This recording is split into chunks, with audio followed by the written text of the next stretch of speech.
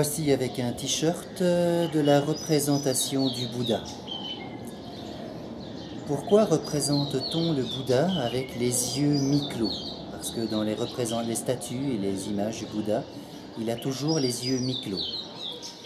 C'est parce que son regard est à la fois porté sur l'extérieur et que son regard est aussi porté sur l'intérieur de lui-même.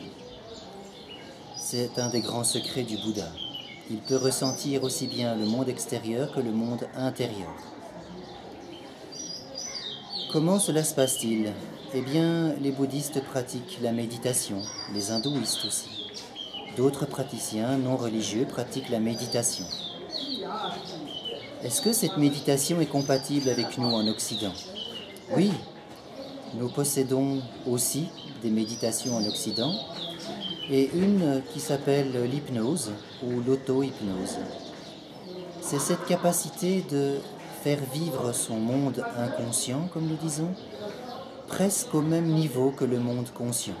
En tout cas, nous faisons taire un tant soit peu la conscience pour que l'inconscient puisse se révéler, se faire entendre.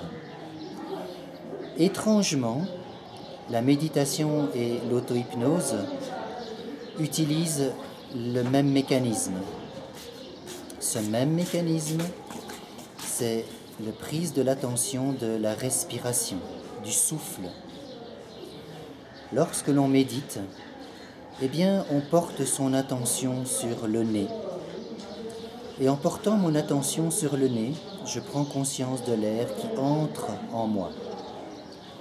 Cet air qui entre en moi, je peux suivre son trajet du nez dans la gorge, dans les poumons, et prendre conscience que j'inspire, pour sentir après le mouvement de l'expire. Ce mouvement est exactement le même lorsque je veux basculer de ma conscience, c'est-à-dire les ondes bêta qui circulent dans notre cerveau à l'état d'éveil, et les ondes alpha, qui sont les ondes qui circulent dans notre cerveau lorsque nous nous apaisons, lorsque nous nous relaxons physiquement, et que notre conscience cède doucement la place à l'inconscient.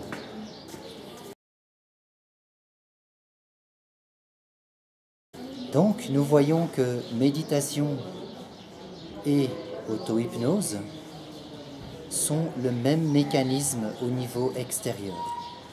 Je focalise ma concentration sur une part de mon corps, et en focalisant ma concentration sur cette part du corps, quelque chose s'opère, c'est-à-dire qu'un basculement intérieur se fait sentir. Nous voyons par là que nous sommes exactement les mêmes, Orient et Occident. Nous utilisons des termes différents, mais le mouvement psychologique est le même exactement. Et voici la bonne humeur des Népalais qui se fait voir et qui se fait ressentir en permanence. Ce sont des grands farceurs, comme vous venez de le constater, d'une manière tout à fait spontanée.